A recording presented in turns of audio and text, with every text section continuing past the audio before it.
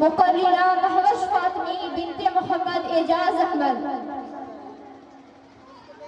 یہ تینوں کرسی اٹھا کے وہاں لگا دیجیے.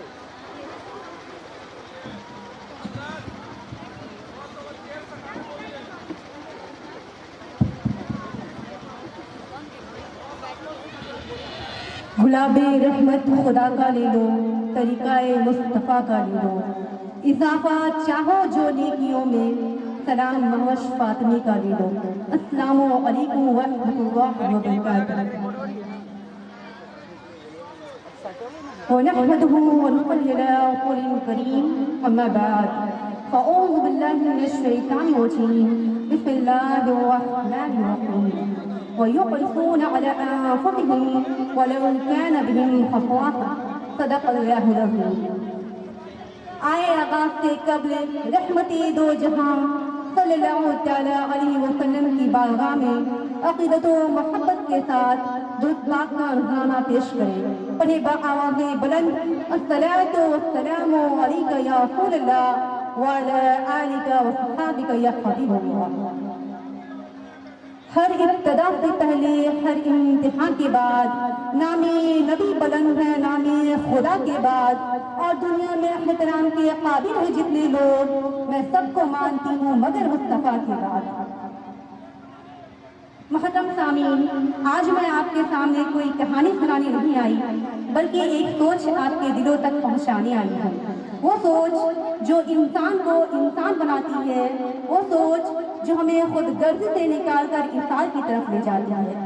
آج کا سوال بہت سادہ ہے مگر جواب بہت بھاری ہے. کیا ہماری ذات سے لوگوں کو سکون ملتا ہے یا تکلیف؟ اسی سوال کے جواب میں کچھ واقعات، کچھ حقائق اور کچھ رسول رحمت صلی اللہ تعالیٰ علیہ وسلم کی تعلیمات آپ کے سامنے رکھوں گی، تاکہ ہم سب مل کر اپنی سوچ، اپنے رویے اور اپنے اخلاق کا محاسبہ کر سکیں. محترم سامعین، حضرت سیدنا شیخ ابو الحسن بنت فاطمی رحمۃ اللہ تعالیٰ علیہ کے پاس ایک مرتبہ بہت سارے مہمان آ گئے. رات کھانے کا وقت ہوا تو روٹیاں کم تھی اور مہمان زیادہ. آپ نے روٹیوں کے ٹکڑے کیے اور چراغ بجھا دیا، کیونکہ اس دور میں الیکٹریسٹی نہیں ہوتی تھی، اور مہمانوں کو اندھیرے میں دسترخوان پر بیٹھا دیا اور خود یہ مائنڈ سیٹ بنا لیا کہ میں نہیں کھاؤں گا، مہمان کھا لے، اور اندھیرے میں کسی کو معلوم نہیں ہوگا کہ کس نے کتنا کھایا ہے. جب کھانے کا وقت پورا ہوا اور چراغ جلایا گیا تو دیکھا گیا کہ دسترخوان پر تمام روٹیوں کے ٹکڑے جل کے موجود تھے کہ ہر مہمان نے یہی سوچا میں نہ کھاؤں، میرا مہمان کھا لے. یہ تھے ان لوگوں کے مائنڈ سیٹ، یہ تھے ان کے کانسیپٹ، یہ تھا ان لوگوں کا خیالات. محترم سامعین، اب ذرا آج کے دور کا ایک واقعہ سنیں. کہا جاتا ہے کہ ایک شہر میں دودھ کی بہت کمی ہو گئی. بادشاہ نے اعلان کیا کہ شہر کا ہر فرد ایک گلاس دودھ ایک کنویں میں ڈال دے تو یہ کمی ختم ہو جائے گی.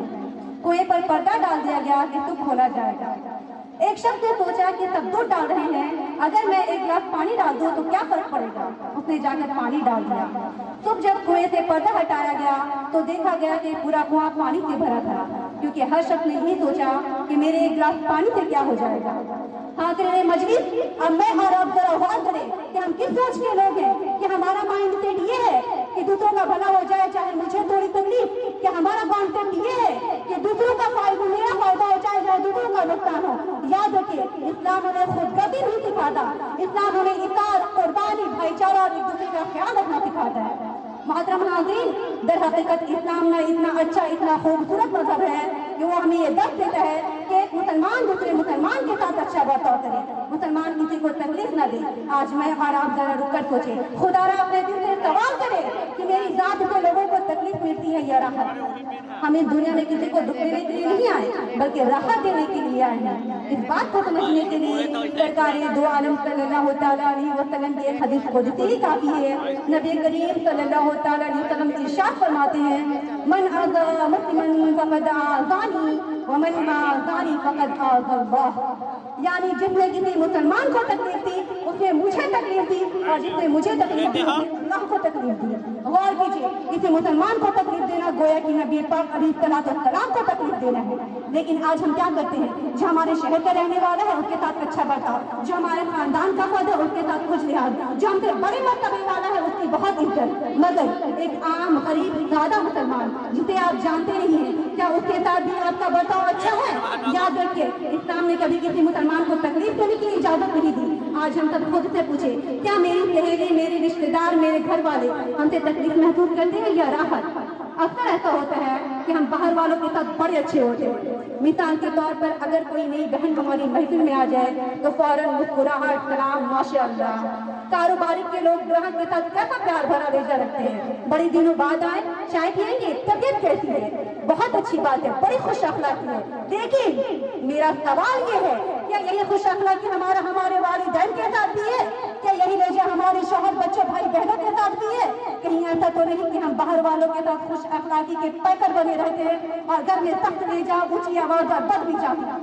मेरे आका अलैहिस्सलाम ने साफ अल्फाज में फरमा दिया, खैरुकुम खैरुकुम ली अहलिही व अना खैरुकुम ली अहली। यानी तुम में सबसे बेहतर वो है जो अपने घर वालों के साथ बेहतर हो, और मैं तुमसे ज्यादा अपने घर वालों के साथ अच्छा हूँ।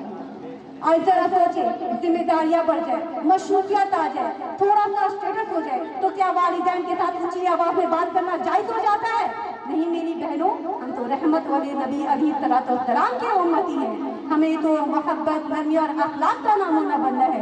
कौनैन के वाली है मेरे आका अलैहिस्सलाम, दो जहां का बार है। जिम्मेदारियां कैसी इमाम इश्क मोहब्बत आला हज़रत लिखते हैं, जिसको बारे दो आलम की परवाह नहीं, जिसको बारे दो आलम की परवाह नहीं, ऐसे बाजों की कुव्वत पे लाखों सलाम।